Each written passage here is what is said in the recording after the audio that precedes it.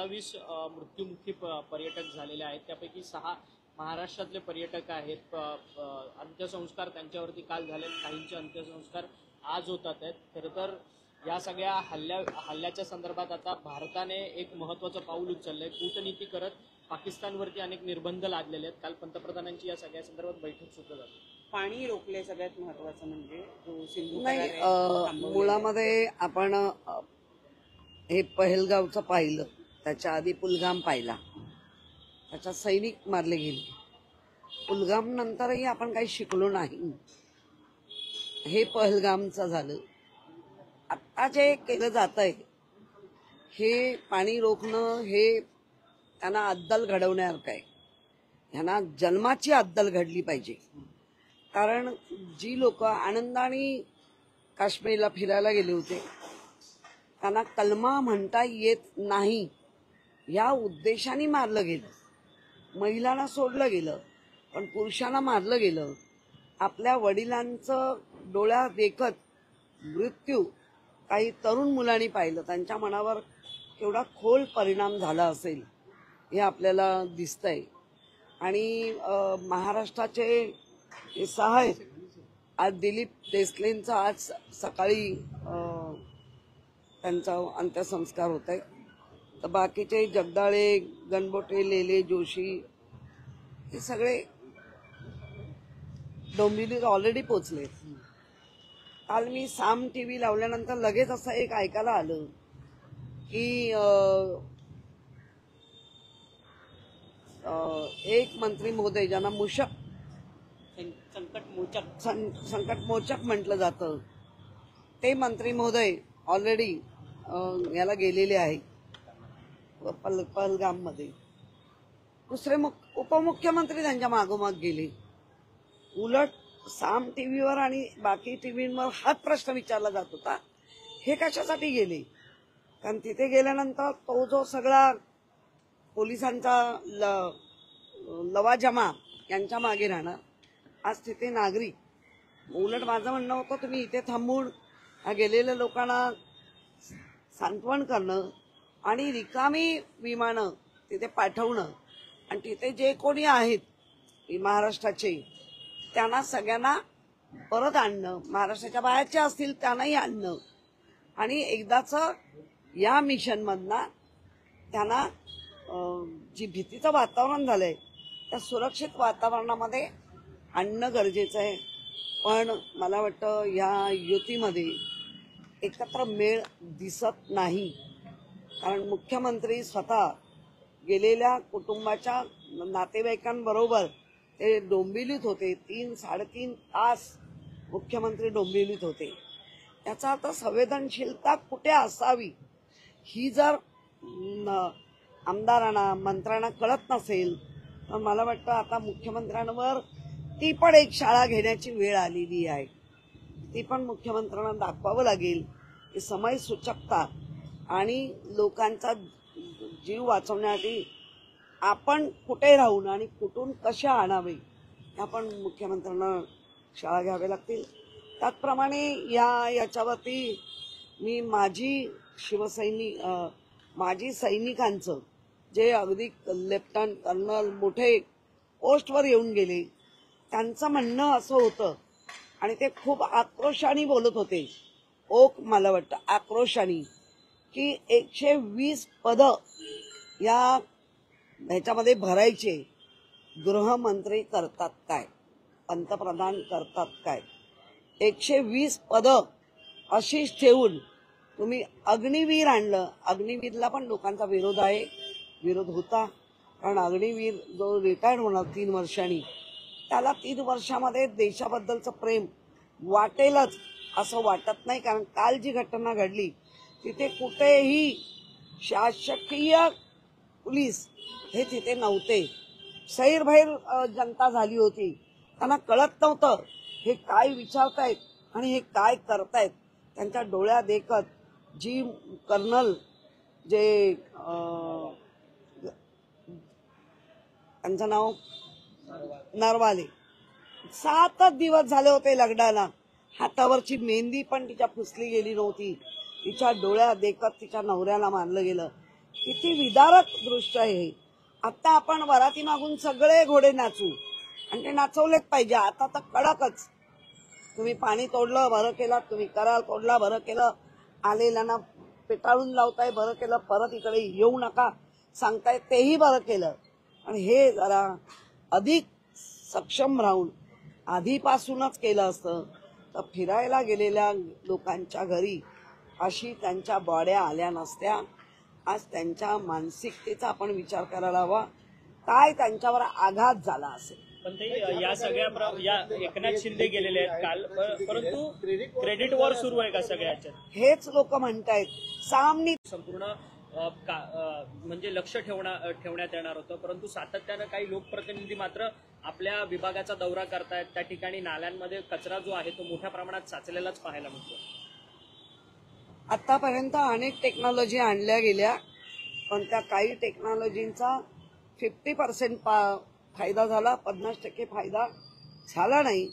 आता पण ही जी टेक्नॉलॉजी आणली आहे ही जरा लवकर लावली असती तर 100% फायदा झाला असता. आता किती पर्सेंटेज मध्ये फायदा होईल हे का सांगता येत नाही. काही उद्यापासून एल्फिस्टनचा फ्लायओव्हर वाहतुकीसाठी बंद होणार आहे असं कळतंय. तुमच्या हाकेच्या अंतरावर तो फ्लायओव्हर आहे आणि मुळातच लोअर परेलचा फ्लायओव्हर सुरू करायला इतकी वर्ष गेली, त्याच्यामुळे या संपूर्ण भागात वाहतूक पूर्ण मोठ्या प्रमाणावर होते. एल्फिस्टनचा ब्रिज बंद झाल्यावर काय परिस्थिती होईल? चारही बाजूनी कोंडी होणार आहे. अगदी तुम्ही जर पाहिलं लालबाग, त्याच्यानंतर 7 रस्ता, वरळी, त्याच्यानंतर प्रभादेवी, या इकडनं जी सर्कलमध्ये जी कोंडी होणार आहे ती 5-5, 4-4 तासाची कोंडी होऊ शकते. आणि त्याचसाठी आम्ही त्यांना पत्र दिले, सगळ्यांनी दिले, सर्व भाजप सोडून सर्व पक्षांनी दिलंय की आता गणपती आहेत, पुढे ध्येय हे होईपर्यंत तरी ते करू नका. पण आड मोठेपणा होताना तो दिसतोय. त्यामुळे लोकांना आता चालण्यासाठी बंद, गाड्यांसाठी बंद केलंय. पुढे तोडूनच टाकलं तर सगळंच बंद होईल. त्यामुळे आपण विनंती केली, आता विनंतीला किती मानतायत ते बघू. 2 वर्ष सगळ्या या एल्फिस्टन ब्रिजला लागणार आहे. पुन्हा 2 काय 4ही लागतील, कारण आमचा जो ब्रिज तोडला तेव्हा 2-2.5 वर्षात करू असं राहिलं. आम्ही अनेकदा अरविंद सावंतच्या माध्यमातून अनेकदा आम्ही त्या मंत्र्यांना भेटलो जाऊन. मंत्र्यांना फाईल सापडत नव्हत्या, इतक्या वाईट परिस्थितीमध्ये त्या ब्रिजचं काम चालू होतं. पण सतत आणि सतत आदित्य ठाकरेंचा पाठपुरावा, तिथल्या लोकल लोकांचा पाठपुरावा आणि खासदार म्हणून बसलेले अरविंद सावंत यांचा पाठपुरावा, त्यामुळे किमान उशिरा आहे पण त्यातल्या त्यात लवकर झाला असं मी म्हणतो. परंतु क्रेडिट वॉर सुरू आहे का सगळ्याच्यात? हेच लोक म्हणतायत. सामनी तर डायरेक्ट म्हटलं होतं क्रेडिट वॉर चालू आहे. अरे इकडे माणसं मेलेली आहेत, त्यांच्या प्रत्येकाच्या कुटुंबावर आघात झालाय. त्या कुटुंबाचा आघात बघून आपल्या पण झोपा उडाल्या की अरे काय झालंय. 2-2-2.5च्या नंतर आपल्याला झोप येते हे बघून. त्यामुळे हे क्रेडिट घेण्यापेक्षा इथे राहून 3-4 विमानं, कारण 38-40 हजार विमानांचं भाडं झालं ते आता, म्हणजे एक हा आघात त्याच्यात ते भाडं, म्हणजे त्यांनी जे नियोजन केलं होतं ते सगळं विस्कटलं. हे करायच्या सोडून तिकडे जाऊन आपण काय करताय लोकांमध्ये, तिथे उलट परत तुम्हाला फोर्स मिळणार. म्हणजे जी फोर्स जनतेसाठी होती ती फोर्स आता नेत्यांसाठी चालणार. काय हे सगळं विदारक आहे आणि भयानक आहे. ही मानसिकताच भयानक आहे. काही अनेक विमान कंपन्या ज्या आहेत त्यांनी भाडं अव्वाच्या सव्वा केलेलं आहे. ज्यांना परतायचं आहे, मुळात नागरिक जे आहेत ते घाबरलेले आहे, त्यांना परतायचं आहे. आणि अशाच या विमान कंपन्या ज्या आहेत त्यांनी अव्वाच्या सव्वा भाडं वाढवलेलं आहे. 60-60 हजार रुपये भाडं झालंय. मी तेच सांगते, उपमुख्यमंत्र्यांनी आणखीन 4 विमानं फ्री तिकडे पाठवली असती आणि इकडे त्यांना घेऊन त्यांचं स्वागत करून, त्यांचं स्वागत म्हणजे दुःखी आहेत म्हणून त्यांना भेटणं, हे करायचं सोडून आपण तिकडे काय करताय. ते तर केंद्राचं काम आहे. केंद्र बघेल आणि बघताय केंद्र. त्वरित गृहमंत्री गेले, त्वरित आपल्या पंतप्रधानांनी निर्णय घेतले. निर्णय भले उशिरा असतील पण घेतलेत आणि चांगले घेतलेत. ह्याच्या पुढेही ते चांगले घेतील. अख्खा देश पंतप्रधानांच्या बरोबर आहे. आणि ह्याचा अर्थ असा होत नाही इकडे क्रेडिट वॉर घेण्यासाठी कोणी उठतंय विमान घेऊन, स्पेशल विमान घेऊन निघतंय, त्यापेक्षा ती स्पेशल विमानं लोकांसाठी पाठवा. लोकांना जे 60-70 हजार भाडं भरावं लागतंय, आधीच त्यांच्यावर आघात झालाय आणि त्यांना भाडं भरायला लावताय विमानाचं. मला वाटतं हे माणुसकीला धरून अजिबात नाही. काही अनेक खेळाडू आहेत ज्यांनी ट्विट केलेले आहे, त्यांनी असं सांगितलंय पाणी तर तोडताच आहेत, परंतु खेळाचे सगळे संबंध पाकिस्तान बरोबर तोडून टाका, चित्रपटाचे सगळे संबंध किंवा कलाकारांचे सगळे संबंध तोडून टाका. आपली यावर काय प्रतिक्रिया आहे? माझं म्हणणं आहे या पाकिस्तानचं, ह्या पाकड्याचं कंबरतोड करा. आर्थिक कंबरतोड झाली पाहिजे. यांना कुठलाही भारतातून आर्थिक देवाणघेवाण जी होते कलेच्या माध्यमातून किंवा क्रीडा क्षेत्राच्या माध्यमातून अजिबात होता कामा नये. पण हे करत असताना आपल्या हिंदुस्थानात, आपल्या भारतात हा पण द्वेष आता थांबवा. हिंदू मुस्लिम द्वेष थांबवा. या हिंदू मुस्लिम द्वेषाचं हे एक पहिली पायरी आहे. आपल्या देशातले लोक जे मुस्लिम असतील ते देशप्रेमी आहेत, ते जर सगळं करतायत तर आपण हिंदू मुस्लिम द्वेष देऊन हे असे मुडदे पाडणार आहोत का, हा प्रश्न आहे. ताई, पण ह्या सगळ्या हल्ल्यामध्ये मुस्लिम युवक देखील मारले गेलेत. जो मुस्लिम युवक त्या ठिकाणी पहलगाममध्ये पर्यटकांना सेवा देत होता, घोडेस्वाराचं काम करत होता, त्याचा देखील खरं तर मृत्यू झालाय. परंतु सातत्यानं काही लोकांकडनं आरोप केला जातोय की हिंदू आणि मुसलमान असा भेद विचारूनच गोळ्या घातल्या गेलेल्या होत्या म्हणून. लाल चौकात देखील काल आंदोलनं झाली काश्मीर श्रीनगरच्या. त्या श्रीनगरच्या चौकात देखील मुस्लिम समाजाच्या तिथच्या स्थानिक नागरिकांनी सांगितलं की आम्ही देखील हिंदू बांधवांच्या पाठीशी खांदा लावून उभे आहोत. त्यांना कोणती जर अडचण झाली तर आम्ही समोर जाऊ, अशी देखील निदर्शनं आंदोलनं त्या ठिकाणी नाही. काल आपल्या काश्मीरच्या मुसलमानांनी, काश्मीर रहिवाशांनी माणुसकीचं दर्शन दाखवलं. आम्हाला तेच म्हणायचंय. ते काश्मीरमध्ये आहेत, काश्मीरी मुसलमान आहेत, त्यांचा द्वेष करू नका.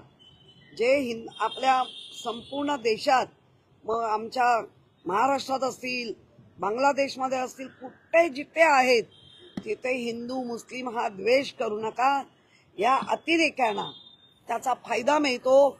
अतिरेक्यांना धर्म नसतो, अतिरेक्यांना जात नसते, त्यांना स्वतःचं फक्त एकट्याचं पोट असतं. आणि हे असे किस्से घडतात आपल्या देशात.